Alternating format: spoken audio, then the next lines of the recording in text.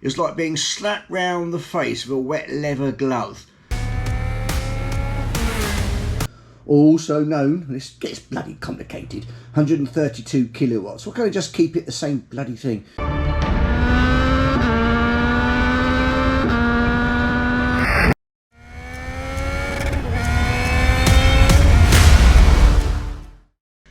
Oh my lord, here it is. Triumph's new for 2022 Speed Triple 1200 RR. What a beauty. I was just sitting here innocently in my office and Triumph sent through a PR pack and wow, it was like being slapped round the face with a wet leather glove. What a stunner. I haven't been as excited about a bike from Triumph since probably the Thruxton R in terms of looks. I already know how great they are across the whole range, with that GT 900s right in the middle up to the big Tourer Explorers at the top, and you've got the 675 and 765 sort of bikes down the bottom over the last few years. Every bike performing a great function. Now this one, wow, how special is this? Now I did have a 94R Speed Triple limited edition in yellow with a low hanging low boy arrow exhaust, which was completely street illegal, sounded incredible, pops and crackles everywhere, really loud, loved it. Bright yellow, you know me, I'm shy and retiring, perfect. Loved it, super smooth. I've always been a fan of Speed Triples. I almost bought the RS about a year ago, and was it just the R at that point? For the life of me, I can't remember. No, actually it's about 2 years ago, so but it was a newer model with a TFT, etc. I came close to it. It's one of the ones on my short list, but I eventually went with the Dragster RR, as you know, because that's just kind of a mad bike and it's what I wanted. This is less mad, but in nearly every way a much better bike, and obviously it's got different sorts of competitors which we'll go into in this video, but wow, what a beauty. And it comes out in white as well, but this red is got to be the colour to go for. Fantastic. Isn't it stunning? It's called a Red Hopper. Also available, there's a crystal white version, and they both come with this kind of storm grey accessory paint. Now it is of course based on the current Speed Triple with all the track extras from the RS model.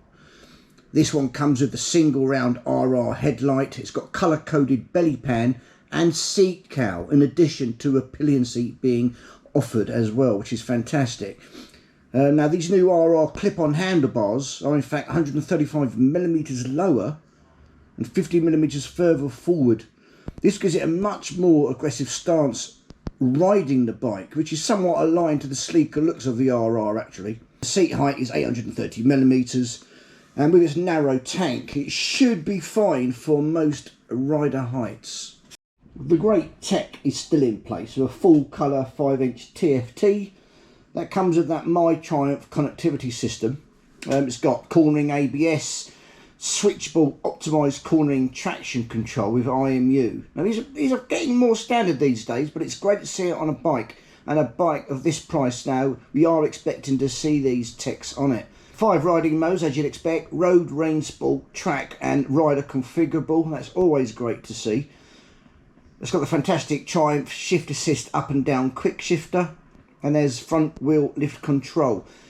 So really there's nothing going to want more of that for safety, and on top of that you've still got rider enhancing technology such as the full keyless system and fully adjustable cruise control. That's so lovely to see it on a bike, and with clip-ons that might well be a godsend.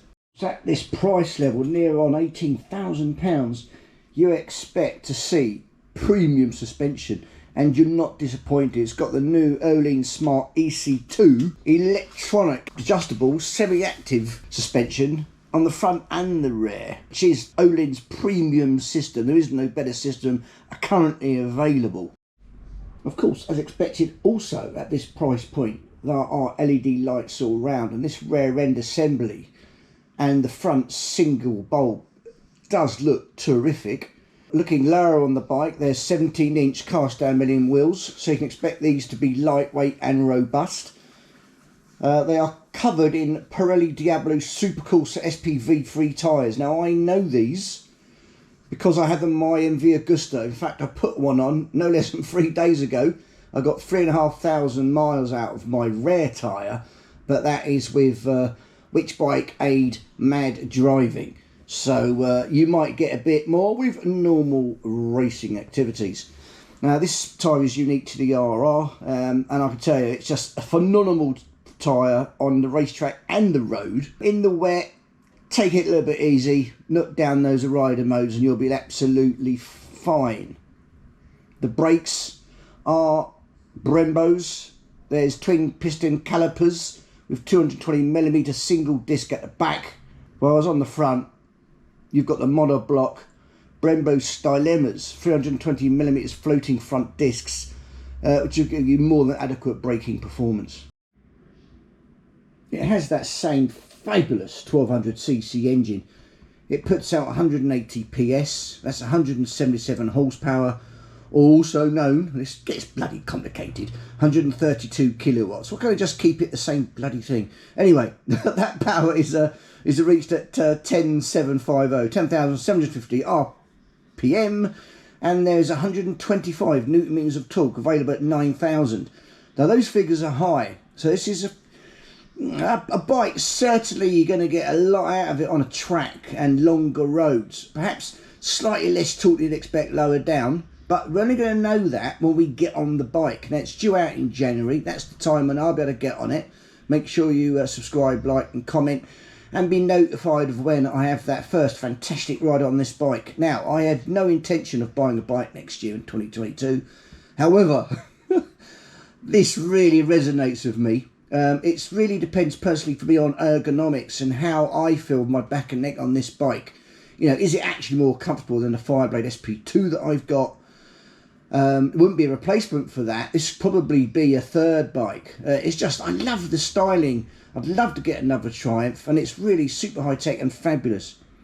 Now, for me, what really makes this bike stand out is that unique character you get of a Triumph Triple with 1200cc of power and torque, and all ramped up in this fabulous looking bike. I mean, I don't think you can go wrong. I really believe this now moves Triumph to the very top of the cafe racer style sector by some margin. Right, up next, let's have a listen of what this bike sounds like with a bit of visuals on the track. Oh, lovely.